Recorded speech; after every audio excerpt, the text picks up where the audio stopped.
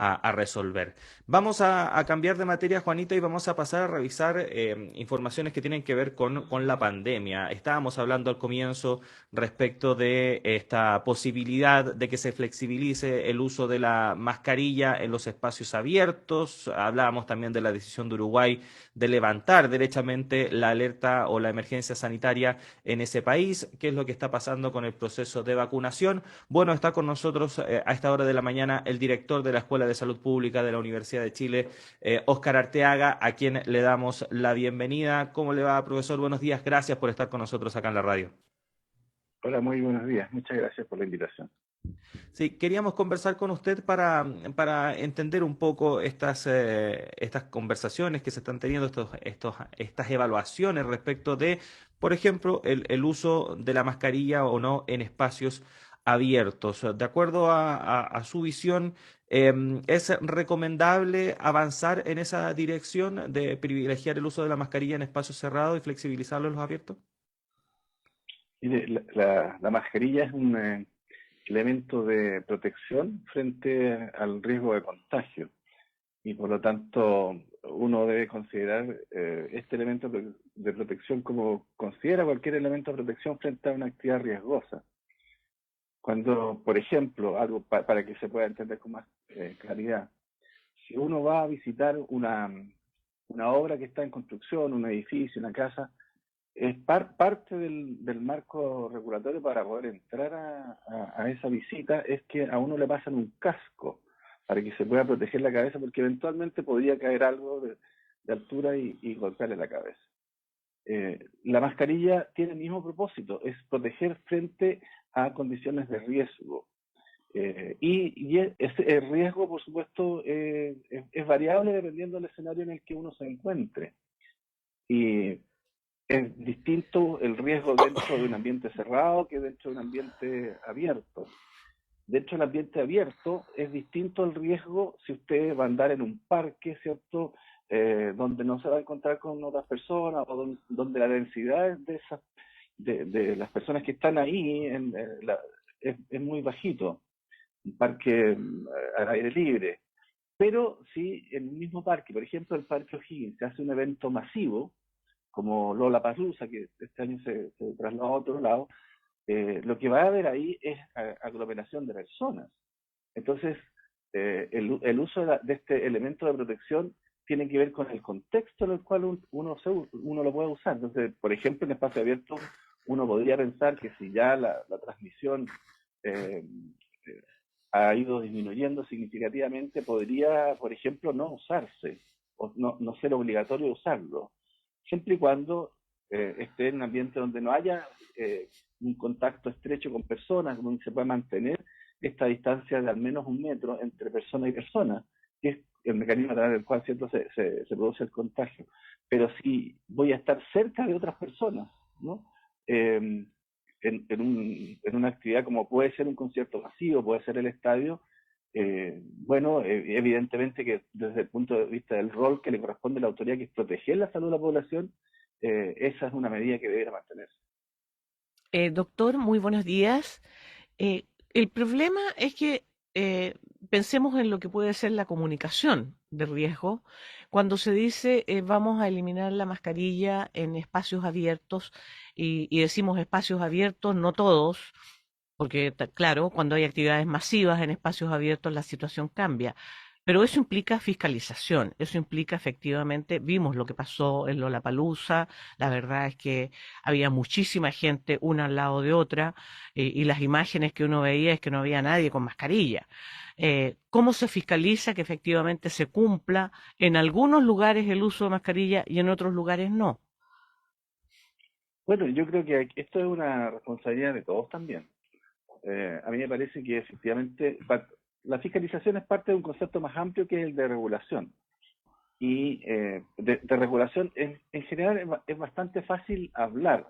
Lo difícil es llevarlo a la práctica, porque en general quien tiene que regular enfrenta una situación en que en muchos casos no tiene los recursos para poder hacerlo. Entonces, en todo tipo de actividades por lo demás. Entonces, siempre se requiere la colaboración de todos en un esfuerzo de autorregulación, ¿no?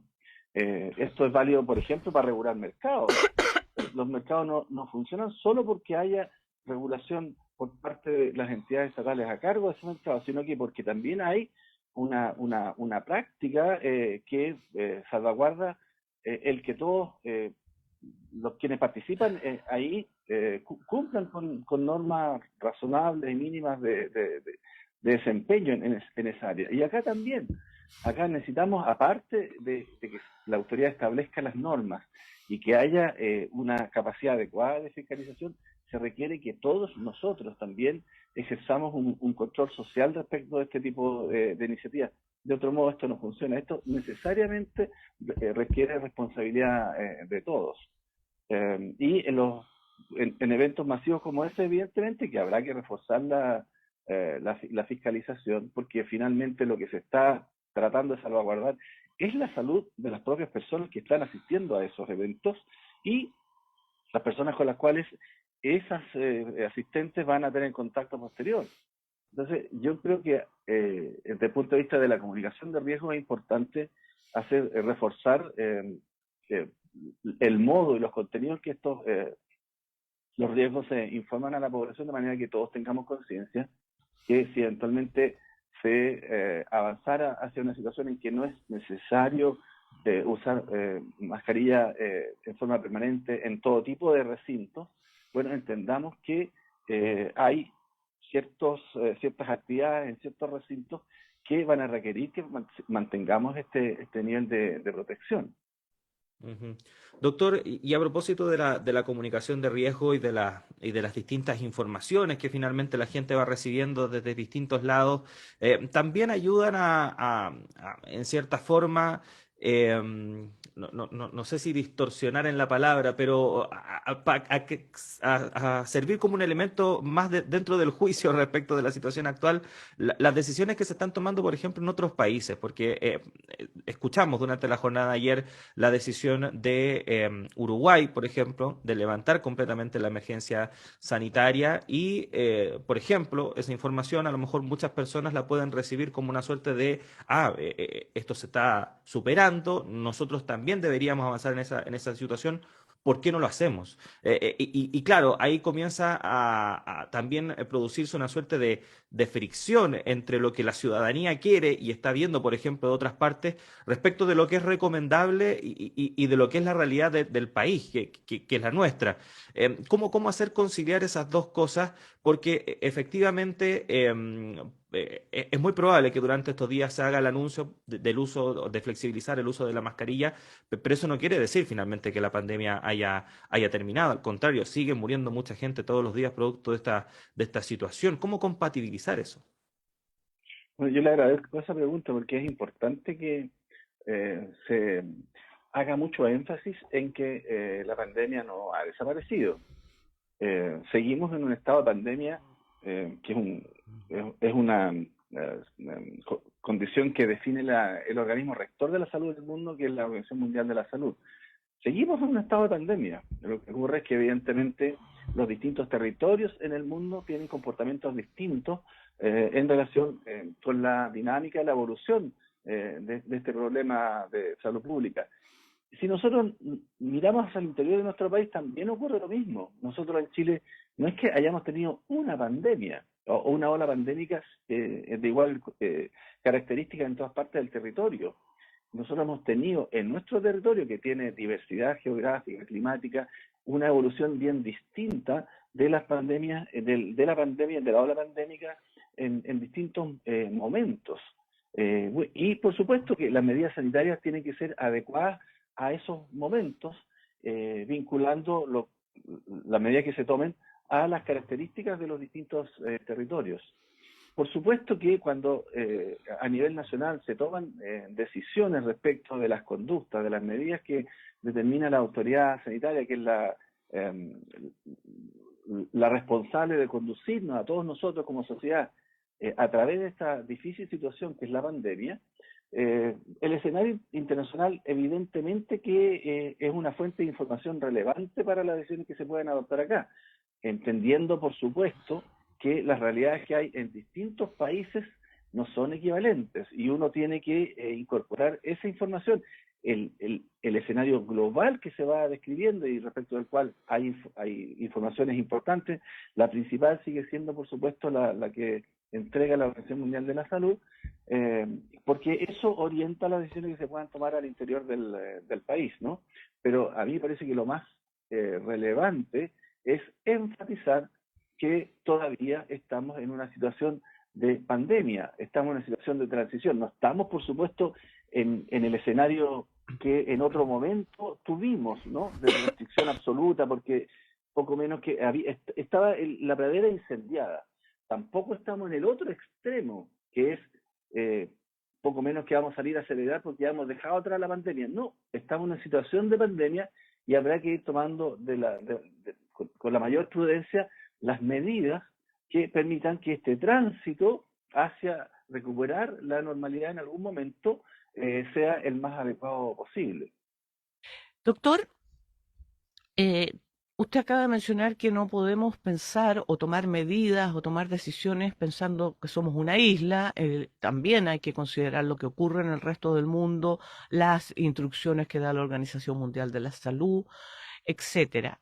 Pero por otro lado, durante el año pasado, y cuando empezó la pandemia el año 2020, se dijo que prácticamente todo el virus que circulaba era COVID, no hubo circulación de otros. Sin embargo, hoy día se señala que ya está, por ejemplo, circulando el virus de la influenza, el virus respiratorio sincicial, en fin.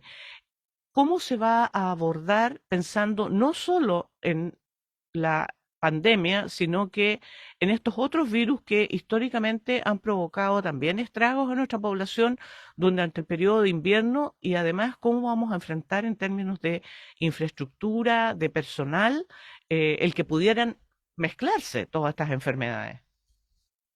Bueno, usted tiene toda la razón. Nosotros, eh, probablemente las personas se recuerdan que todos los años, en el mes de abril, se empezaba a se desarrollaba una actividad periódica de cada año por parte de las autoridades sanitarias de turno, que se denominaba campaña de invierno, que era prepararse justamente para el incremento de la demanda derivada de enfermedades respiratorias asociadas a estos virus que usted acaba de mencionar. Lo que ha pasado en los años anteriores es que efectivamente, en relación con los agentes que producen enfermedades respiratorias, el virus que produce el COVID fue dominante. No aparecían otros virus o estos eran menores.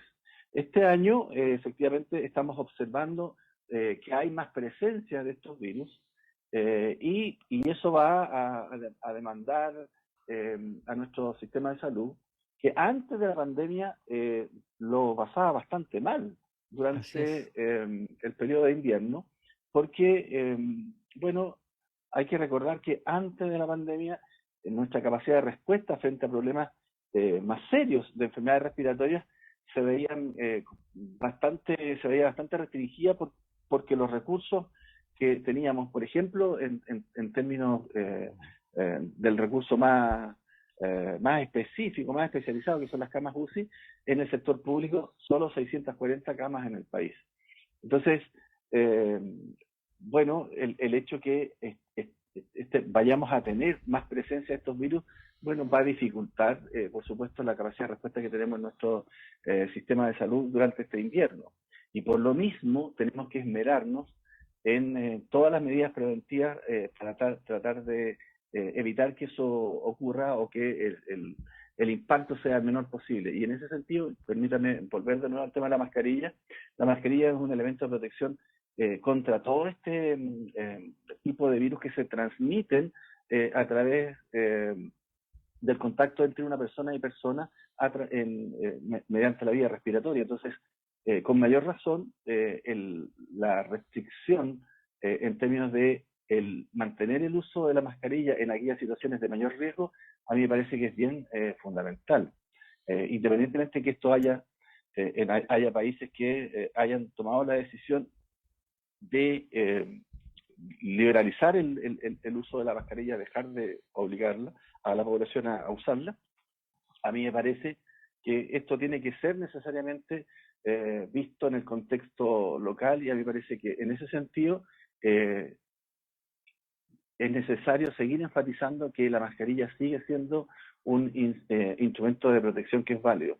Y aunque estuviésemos en condiciones de absoluta normalidad, igual hay personas que tienen factores de riesgo y para esas personas lo razonable es, frente a cualquier situación de aglomeración, por supuesto, mantener el uso de la mascarilla, independientemente que sea una medida de salud poblacional obligatoria o no, porque van a estar protegiendo su propia salud pues, como son estas enfermedades son transmisibles, la de personas cercanas a ellos también.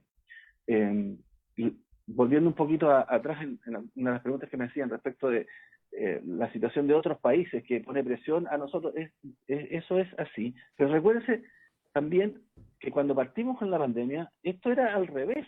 Había una presión de distintos actores sociales. Yo recuerdo los alcaldes que lo único que querían es que se incluyera a sus comunas dentro de las comunas que tuviesen obligatoriedad de restricción de movimiento de las personas, que hubiese una cuarentena obligatoria para ellos. Bueno, esto ha evolucionado y hoy entonces la presión se produce en este otro sentido de ir liberando estas medidas. Y yo creo que lo importante acá es que la autoridad sanitaria siga haciendo la tarea que le corresponde, que es velar por la salud y el cuidado de las personas, y las decisiones que tome estén orientadas en esa dirección. Y desde mi perspectiva, bueno, eso significa hacer una recomendación prudente respecto de las circunstancias en las que este elemento de protección, la mascarilla, porque es efectivamente un elemento de protección, se puede usar, ¿no? Y en cuales el riesgo sea tan bajo que probablemente implique que se pueda dejar de ser obligatorio el usar la mascarilla. Bueno, doctor Óscar Arteaga, director de la Escuela de Salud Pública de nuestra Casa de Estudios, agradecerle por estos minutos que ha tenido para conversar con nosotros. Que tenga un buen día. Muchas gracias a ustedes por el contacto. Buenos días. Juanita, son las 8:01. Tenemos que hacer una pausa en esta primera edición de Radio Análisis, pero ya llega nuestro director Patricio López para continuar con el programa. Juanita, nos reencontramos mañana. Un abrazo grande. Hasta mañana, que estén muy bien.